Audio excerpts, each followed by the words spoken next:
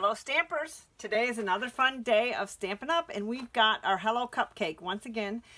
Very cute box. It holds conversation hearts, or I think I've seen sweet tarts in a similar size. But it is made with the Hello Cupcake stamp set that comes in our Celebration Camp stamp set, the gingham blue with the gingham gala designer series paper, and then I'm using balmy blue. So let's get started. Let me show you what products we're using first. Oh, and here's another variation of that box as well. Okay, and that uses a different stamp set. I like the blue because I'm thinking even if you have daughters and they have guys who are friends, the balmy blue is kind of, it's nice. It's the sentiment I used is "you make me happy," so it's not real like lovey-dovey, but it's a nice sentiment. Okay, what we are going to use is we're going to use balmy blue cardstock, and this is cut at 7.5 by 3.5.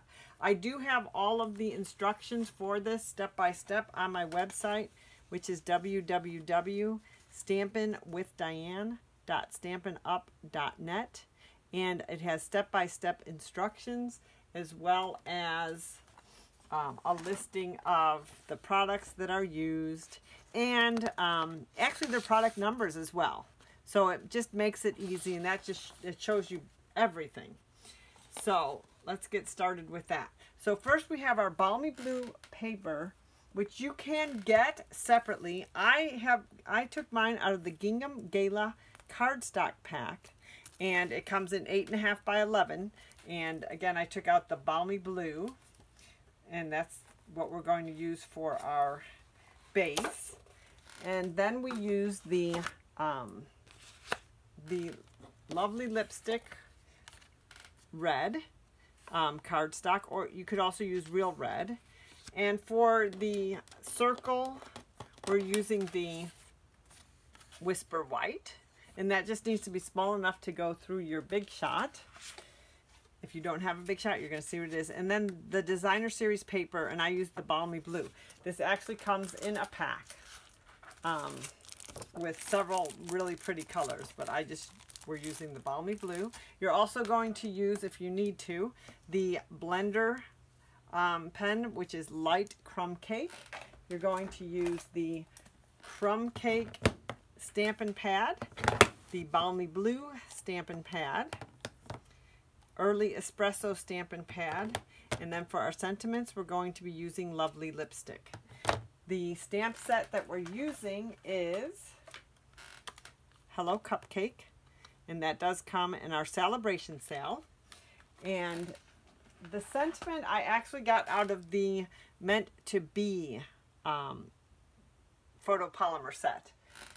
The die cuts that we're using are from the stitched framelit dies, and I've put them on a magnet here, but this is probably one of the best things I've ever purchased. It's stitched framelit dies, and you're going to see the effect, how cute they are. And it comes in circles, squares, or ovals, and it comes in packaging like this. It's just called stitch shaped framelit dies, and the product number is 145372, and you can get that on my website. But probably one of the best items that I ever bought. We're going to use our stamping block D. I have the small one, and we're also going to use the Snell glue. I'm going to use the multi-purpose glue, some tear and tape, some dimensionals, and I have the large and the small dots. And the tear and tape comes in packaging like this, just so you can see it. It's very, for me, I love that tape. It's very simple. I'm using the pick and pull tool, and for embellishments I'm using the candy dots. So that's all the items that we're using. Okay, so let's get started. Okay, first let's cut our cardstock. The first piece of paper, our basic piece, is 3.5 by 7.5. Okay, and that is the piece, and I always like to double check it on my Stampin' paper.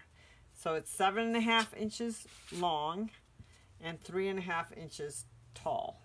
Okay, and how that goes is it just wraps around the box like that. Okay, so you can see how that looks. How do we get it like that? Well, we take our 8.5 by 11 paper. We take our Stampin' trimmer, and mine is well loved, as you can see, and I have lots of markings on there. When I have a project where I do like many sheets, I just leave that up. The nice thing about the Stampin' trimmer is it has this extendable arm. So since it's 7.5 wide, I can go ahead and just measure that. I know I'm going to have 1 inch off all the way around.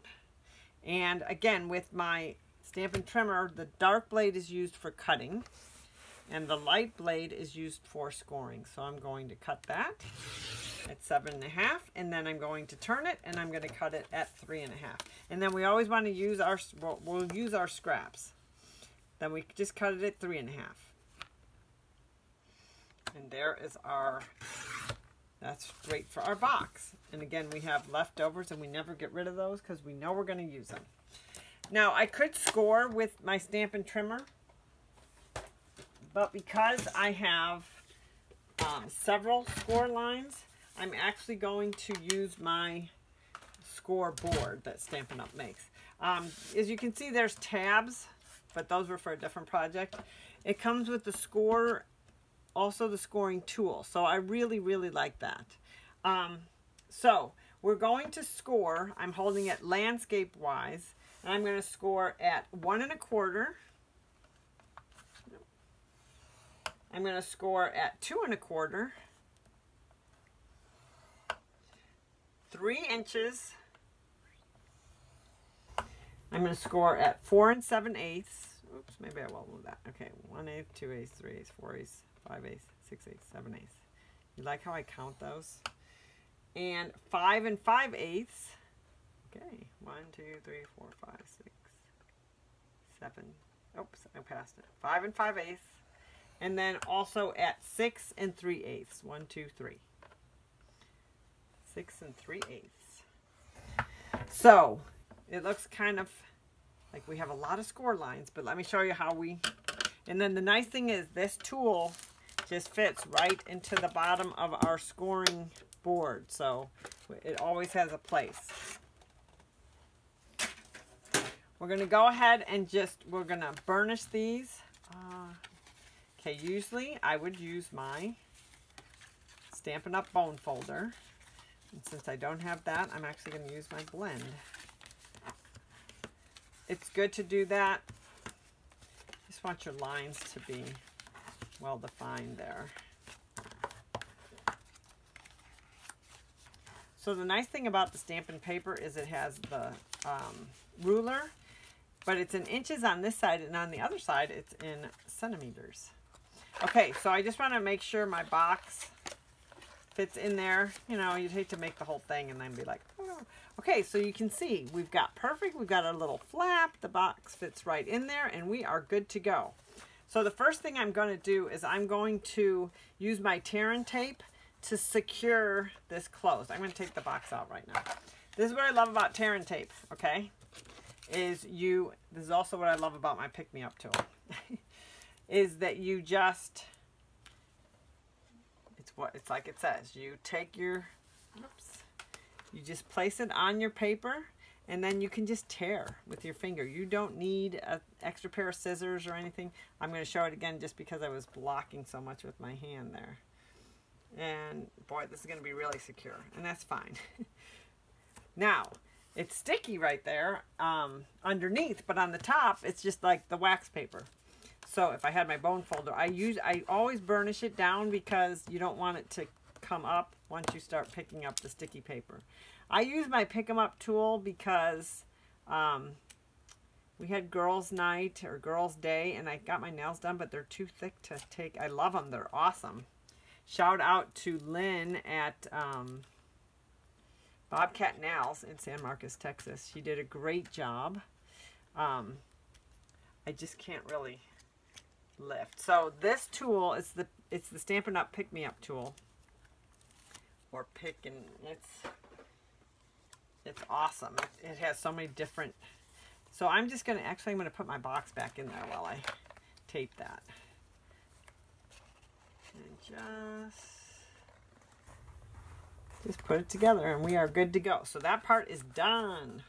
Okay, so since that's done, and as you can see, I have a small strip that I put on the front. I'm going to show you a little way to save paper with that. Next thing I'm going to do is we're going to stamp, and then we're going to die cut. Okay, so this is such a fun stamp set. So we have our balmy blue is the frosting. And of course, you can use any color frosting that you like. Hint on these, when you open it, just push the back here and then it opens up like a makeup case. Very simple. I'm also going to use, so the balmy blue is for the cupcake on the top. And the bottom part, I'm going to use early espresso. On the sample there, it's crumb cake. But I want to use crumb cake. I'm going to continue to use crumb cake for the cupcake part because I want to show you something. It's a little tip. And then I'm going to have the cupcake is going to be crumb cake. So we've got balmy blue, crumb cake, early espresso. And I'm going to put them in that order because that's the order I'm going to use them. So I've got my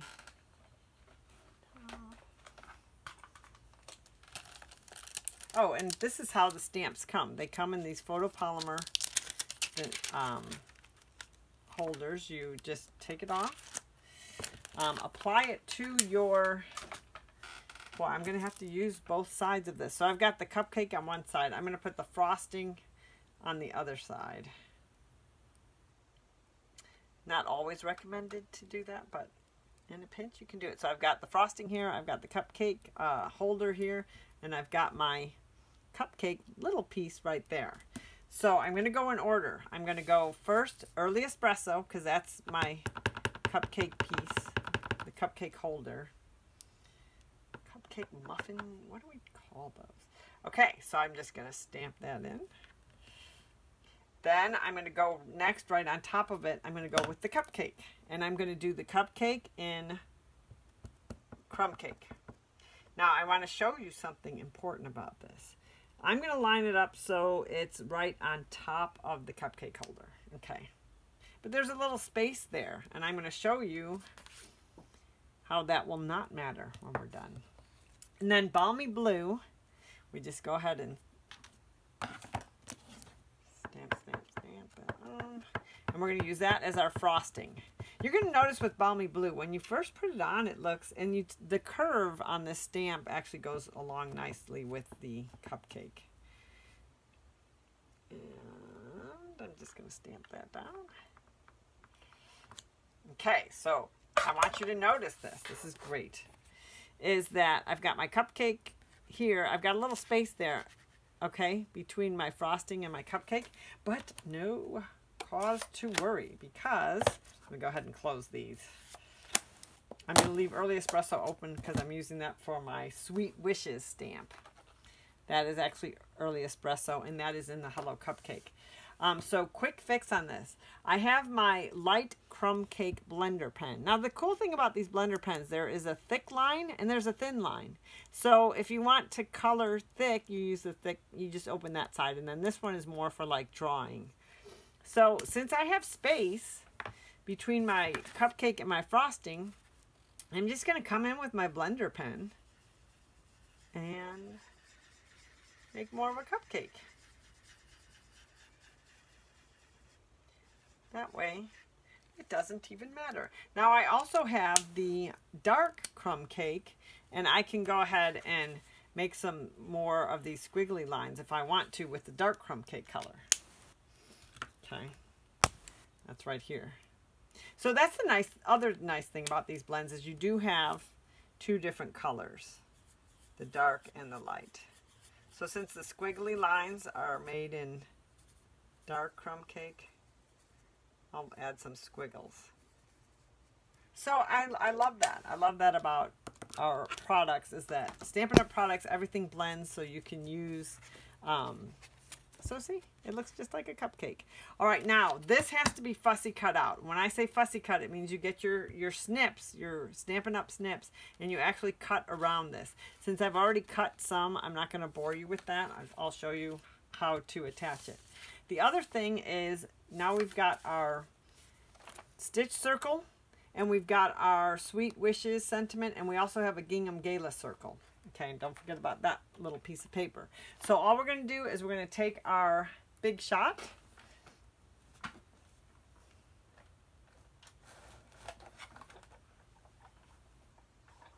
and we're going to go ahead and make those circles. And if you notice, I'm just going to use the same piece of paper. So I'm going to make the white circle, and this is actually the, let's make sure. I'm going to, because it does come in all different sizes, right? And I have the gingham circle is going to be lined up behind the white circle. So I'm going to take the two largest circles. My white is going to be there in white. And then I'm going to get my Gingham Gala paper. And actually a smaller piece. I'm going to cut that real fast so it'll fit. Well, I don't really need to cut it. I'll just do it twice. I could have... There we go. Okay, now, Big Shot, all you do is you have 3 plates. Ooh, there's a glare. Let's get rid of the glare. And you just run that through. Okay, I've got 3 plates. I've got a magnetic holder on the bottom. And then I just run those plates through and it cuts for me. Easy peasy, as we say. Okay, I could run it back if I want. You don't have to. Okay, and then I'm going to take my paper out, and voila, I have my nice circle, and it has those cute stitches. Okay, then I'm just going to take the largest circle, and I'm going to do the gingham paper. And that way, that serves as the background there. Is the very large circle. Okay, let's do that quickly. Where did I put my large circle? Okay, I just had it. I saw it, and it ran away. Okay, well, let's pretend right now that I did the large circle because I've seemed to misplace the piece. So we'll come back to that. As you can see, the nice thing about the designer series paper is it fits nicely onto this Big Shot. You don't really have to do any cutting.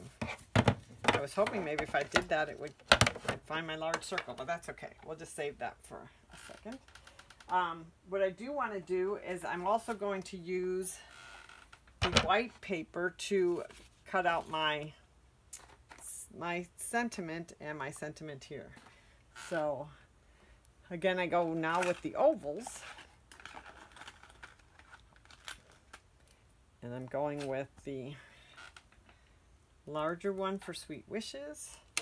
I'm going with the smallest one for You Make Me Happy. Okay, we'll just put those on there, run it through. You know my circle's going to show up here.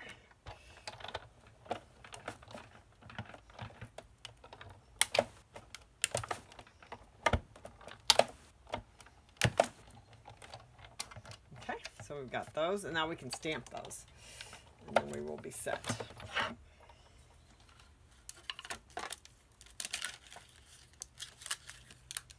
Alrighty. Oh, and again, you have the stitching around the edge, which is just really pretty. Okay, and I told you I would find my large circle, and I did. It was hiding over here. So let's get that gingham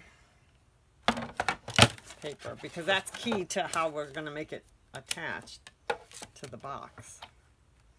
Oh, actually, so if you, because the designer series paper, you don't always have, you're always finding new uses for it. So line it up right there on the corner.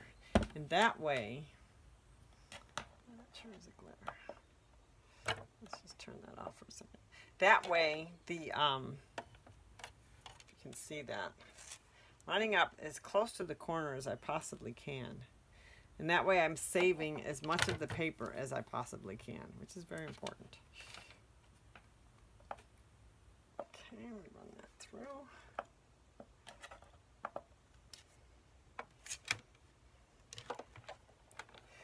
And that also is going to help us cut our little strip of paper that goes on the front. Because we're going to use the rest of that circle. Okay, great. So done with the big shot. Next. Now I do like to store my framelits on magnets as well. It just makes it a lot easier.